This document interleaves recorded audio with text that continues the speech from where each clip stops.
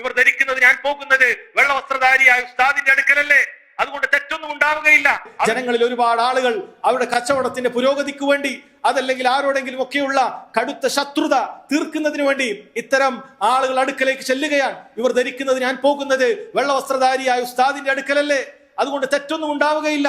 അവന്റെ ഷറിൽ നിന്നും രക്ഷപ്പെടാനല്ലേ, അല്ലെങ്കിൽ എനിക്ക് ബാധിച്ചിട്ടുള്ള രോഗങ്ങളിൽ നിന്നും രക്ഷപ്പെടാനല്ലേ എന്ന രൂപത്തിൽ പോകുകയാണ്. ഉസ്താദ് ആവശ്യപ്പെടുന്നു, ഇന്നയാളെ പേരെന്താണ്, ഇന്ന സംഭവത്തിന്റെ കാര്യം എന്താണ്, അയാളുടെ മുടിയുണ്ടോ, അയാളുടെ അതുണ്ടോ ഇതുണ്ടോ എന്ന രൂപത്തിൽ ചികിത്സ ആവശ്യാർത്ഥം ചോദിക്കുകയാണെങ്കിൽ സഹോദരങ്ങളെ തിരിച്ചറിയണം, ഇത് വ്യക്തമായ സാഹിറാണ്.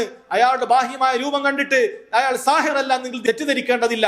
അയാൾ സാഹിർ തന്നെയാണ്. അതല്ലെങ്കിൽ അയാളിൽ കാണുന്ന ഭൗതികമായ വല്ല വിരക്തിയോ അല്ലെങ്കിൽ അയാൾ ചൊല്ലുന്ന ചില ദിക്റുകളോ കണ്ടിട്ട് അള്ളാഹുവിന്റെ വലിയാണെന്ന് ഒരിക്കലും തെറ്റിദ്ധരിക്കേണ്ടതില്ല. ഈ രൂപത്തിൽ അഭ്യൂഹങ്ങൾ നിറഞ്ഞിട്ടുള്ള ഒരു ചികിത്സയും ദീനുൽ ഇസ്ലാമിൽ ഇല്ല തന്നെ എന്ന് വളരെ കൃത്യമായി മനസ്സിലാക്കണം. അതേപോലെ തന്നെ സഹോദരങ്ങളെ, ഇവരുടെ അടയാളങ്ങളിൽ പെട്ടതാണ് ഈ രൂപത്തിൽ കോഴിമുട്ടയിലോ മറ്റോ ഒക്കെ എന്തെങ്കിലുമൊക്കെ കാര്യങ്ങൾ മനസ്സിലാകാത്ത രൂപങ്ങളിൽ എഴുതി വെക്കുക. ഊർക്കുകളിലും ഏലസുകളിലും എന്തെങ്കിലുമൊക്കെ കാര്യങ്ങൾ എന്താണെന്ന് പോലും മനസ്സിലാകാത്ത ചില അക്ഷരങ്ങൾ എഴുതി കൊടുത്തിട്ട് അത് ഇന്ന സ്ഥലത്ത് പോയി കുഴിച്ചിടുക, ഇന്ന സ്ഥലത്ത് പോയി അത് വെക്കുക. ഈ രൂപത്തിലുള്ള വർത്തമാനങ്ങളാണ് ഇവർ പറയുന്നതെങ്കിൽ മനസ്സിലാക്കുക, ഇത് സാഹിര്യങ്ങളാണ്. ദീനുൽ ഇസ്ലാമിൽ നിന്നും പുറത്തു പോകുന്ന കടുത്ത കുഫ്റും ശിർക്കുമാണ് ഇവർ ചെയ്തിരിക്കുന്നത് എന്ന് മനസ്സിലാക്കുക. അതുകൊണ്ട് തന്നെ സഹോദരങ്ങളെ, ഒരു നിലക്കും ഇത്തരം സാഹിര്യങ്ങളുടെ അടുക്കലേക്ക് പോകാൻ പാടില്ല.